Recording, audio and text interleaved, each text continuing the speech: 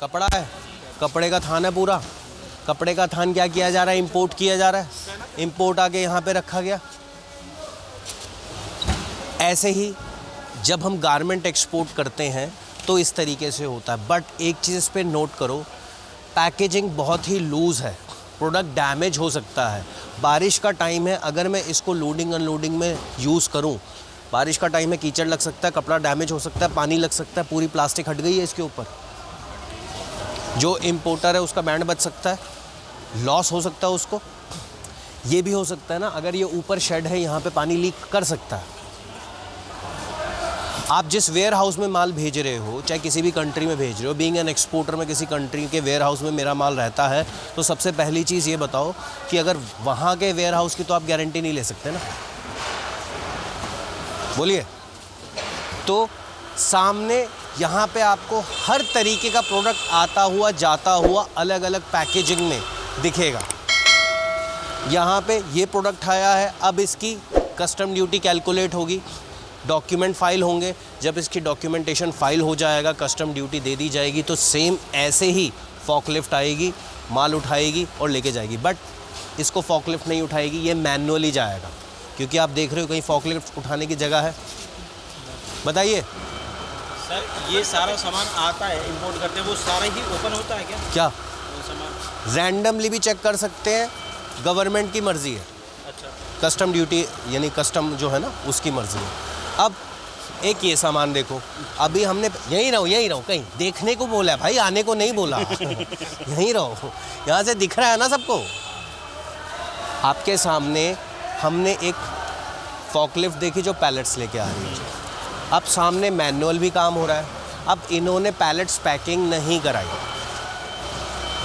ये मैनुअल काम हो रहा है। सामने अगर आप राइट साइड पे देखो तो मैनुअली लेबर सामान, यस, पैलेट्स पैकिंग आपकी इजीली होगी ही वो हो जाती है।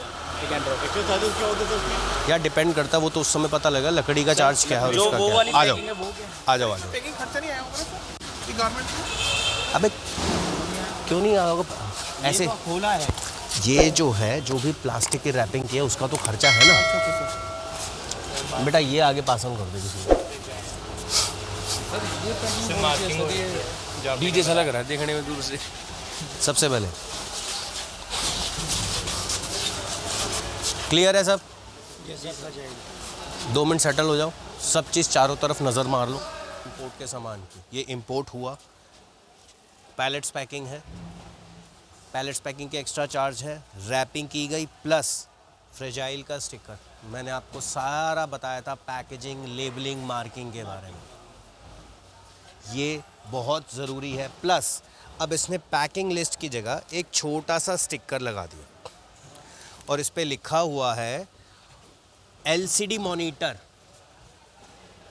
इसके अंदर जो है LCD मॉनिटर है, packing size, net weight, gross weight, manufacturer, ये बीजिंग से इंपोर्ट हुए हैं, चाइना। मैंने आपको क्या बोला था कि इंपोर्ट हाउस जाओगे 70% माल चाइना से ही होगा। अभी तक जितना भी हम गुड्स देख रहे हैं मैक्सिमम माल चाइना से ही है। इमेजिन करो देश का कितना फॉरेक्स बाहर जाता होगा। 70% एक्सपोर्ट इंपोर्ट हाउस चाइना से। ये देखिए पीछे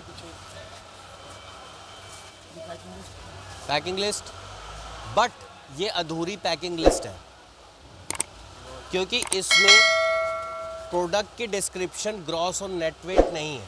अब प्रॉब्लम क्या होता है, अब हमने अधूरी पैकिंग लिस्ट लगाई तो हम कस्टम को खुली ऑफर दे रहे हैं कि आओ हमें परेशान करो, क्योंकि हाँ तो यार एक बात बताओ, इससे क्या समझ आया? अगर आप जब आपको यहाँ पे भी लिखना है, यहाँ पे भी लिखना है, यही मैं कहता हूँ, प्रोफेशनल काम करोगे तो काम होगा। लिखने को आप यहाँ लिख सकते हो, चेक करेंगे, बट बीइंग अगर मैं ह्यूमन एरर मानूँ, चलो आपने तो देख लिया यहाँ लिखा है, मैंने नहीं देखा, मैं तो बुलाऊंगा ना उसको। अगर मैं कस्टम वाला हूँगा तो मैं तो बुलाऊंगा ना, भाई आना जरा, एक है क्या, ले आओ डॉक्यूमेंट। तो परेशान कौन होगा? सिर्फ एक छोटी सी गलती बेकार में अड़ंगा डालेगी, बेकार में परेशानी होगी। इंपोर्टर को परेशानी होगी। तो जब मैं काम कर ही रहा हूँ तो प्रोफेशनल तरीके से क्यों नहीं कर रहा? प्लस अब इसके अंदर प्रोडक्ट क्या है, पहले तो ये जानो प्रोडक्ट क्या है भाई। ये यूएसए इंपोर्ट तो हो रहा है, हो क्या रहा है ये? पर्सनल प्रॉपर्टी है। बोलते हैं ये पैलेट्स इसको बोलते पैलेट्स नीचे बोलते हैं, इसको वुडन पैकिंग बोलते हैं। वुडन पैकिंग बोलते हैं। साइड हो जाइए।